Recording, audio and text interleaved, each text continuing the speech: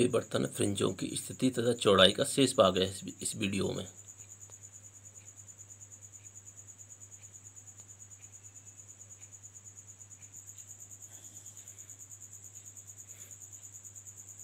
पिछली वीडियो में हमने इसमें पथांतर ज्ञात किया था। जो पथांतर निकला था बी क्यू माइनस के P Q equal to A X square upon 2v bracket में a प्लस बी। अब बिंदु Q पर उच्चिष्ट के लिए पथांतर डेल्टा अपॉन 2 का विषम गुणक होना चाहिए, अर्थात बी क्यू माइनस के P Q equal to 2n plus 1 bracket में lambda upon 2। B Q minus P Q निकला ए एक्स की power n upon 2v A plus B equal to 2n plus 1 lambda upon 2। तो यहाँ से x n निकलेगा तो root में a plus B और b और ब्रैकेट में 2n plus 1 lambda upon a। यहाँ एक्स n n भी उच्चिष्ट की o से दूरी है,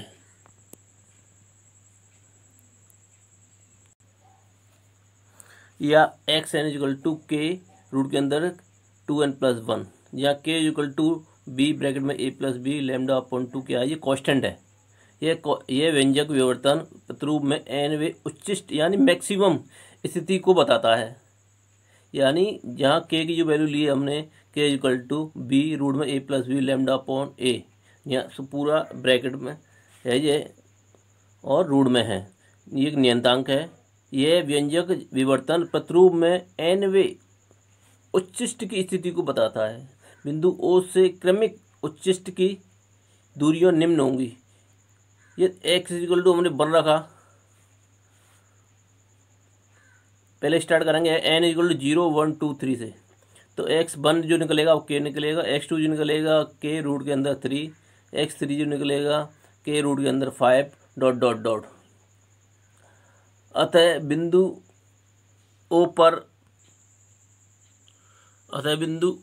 में O से उच्चिष्ट की दूरियां विषम संख्याओं की वर्गमूल के अनुक्रमानुपाती होती हैं। यानी जो उच्चिष्ट की दूरियां हैं वो विषम संख्याओं के वर्गमूल के अनुक्रमानुपाती होती हैं। क्रमिक उच्चिष्टों के बीच का अंतराल यानी क्रमिक मैक्सिमम के बीच में जो अंतराल होता है वो x2 minus x1 equal to के रूट के अंदर 3 माइनस 1 इक्वल टू 0.73 के, यानी रूट की वैल्यू रख के सॉल्व किया इसको तो ये 0.73 के निकला है। x3 माइनस x2 निकलेगा के रूट के अंदर 5 माइनस रूट के अंदर 3, इसको सॉल्व करेंगे तो 0.50 के निकला है। x4 माइनस x3 निकलेंगे तो के रूट के अंदर 7 माइनस रूट 5, इसको सॉल्व किया तो 0.43 के डॉट डॉट दिखा सकते हैं। स्पष्ट है कि क्रमिक उच्चिष्टों के बीच अंतराल कम होते जाते हैं।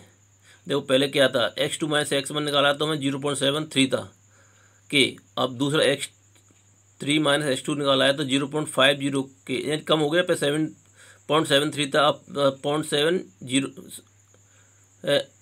और x4 माइनस x3 निकाला तो 0.43 के है, कम होता जा रहा है। स्पष्ट है कि क्रमिक उच्चिष्टों के बीच का जो अंतराल है वो कम होता जाता है।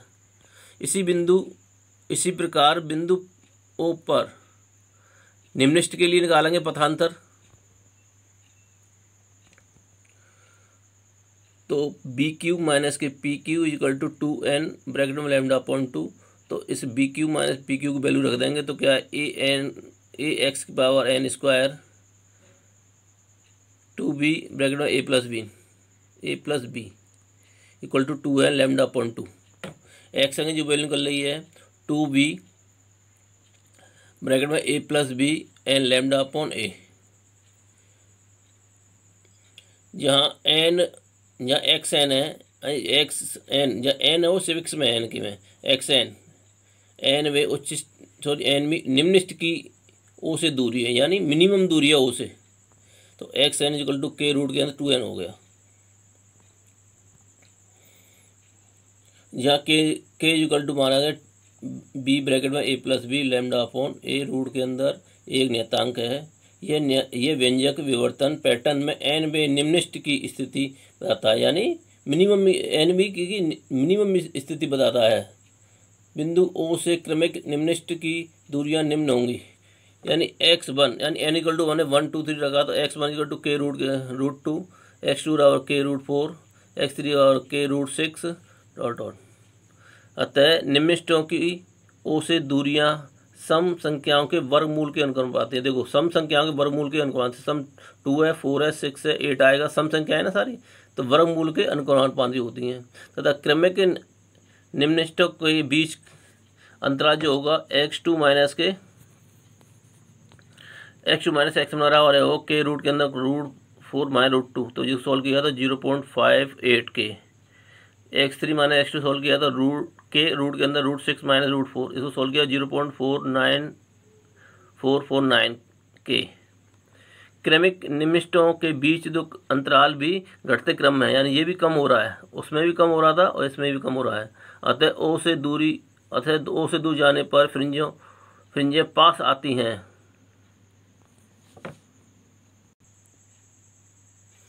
इस प्रकार विवर्तन प्रतिरूप में उच्चिष्ट तथा निम्नलिखित समान दूरी पर नहीं होते, वह असमान चौड़ाई की फ्रिंजें बनती हैं। बढ़ते हुए प्रकाश की तीव्रता वितरण चित्र दिखा रहा है, इसमें दर्शाया गया है कि ज्यामितीय छाया ज्योमेट्रिकल शैडो में तीव्रता तेजी से घटकर समाप्त हो जाती है तथा अंधकार हो जाता है। यानी जब तीव्रता खत्म हो जाएगी तो क्या होगा, अंधकार ही होगा।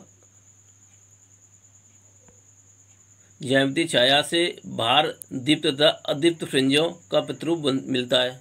यानी जो ज्यामितीय छाया है, ज्योमेट्रिकल शैडो, उससे बाहर होगा तो दीप्त तथा अदीप्त फ्रिंजों का प्रतिरूप मिलता है, जो क्रमश विलुप्त होकर एक समान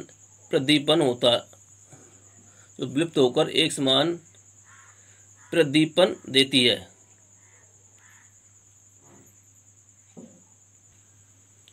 इसी में एक न्यूमेरिकल ऐसी बेस्ड एक संकीर्ण स्लिट जो तरंग दैर्घ्य 6000 लैम्डा स्टाफ के प्रकाश से प्रदीप्त है, रिज कोर से 10 सेंटीमीटर की दूरी पर रखी गई है। यदि पर्दे तथा रिज कोर के बीच 100 सेंटीमीटर की दूरी रखने पर विवर्तन फ्रिंज प्राप्त होती हैं, तब प्रथम तथा द्वितीय अदीप्त फ्रिंज के बीच की दूरी ज्ञात करनी है।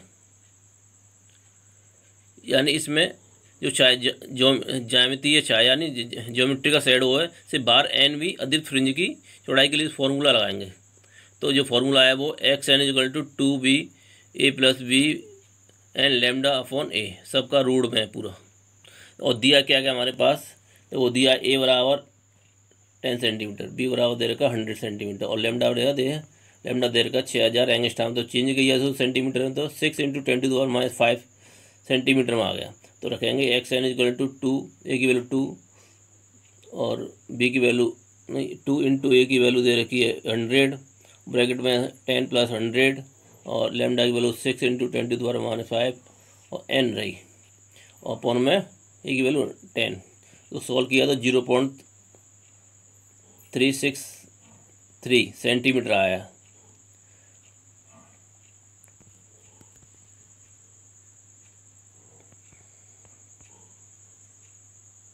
अब इसने कहा है कि पहली और द्वितीय, तो n बराबर 1 और 2 रख देंगे इसमें। तो xn1 लगा रहा है 0.363 सेंटीमीटर, x2 लगा रहा है 0.513 सेंटीमीटर। इस प्रकार प्रथम द्वितीय अदीप्त फ्रिंज के बीच की जो दूरी है x2 - x1 हो गई। इसमें से माइनस कर दो इसको, तो 0.513 - 0.363 मत करेंगे तो 0.150 हो गई। सॉल्व हो गया इसको।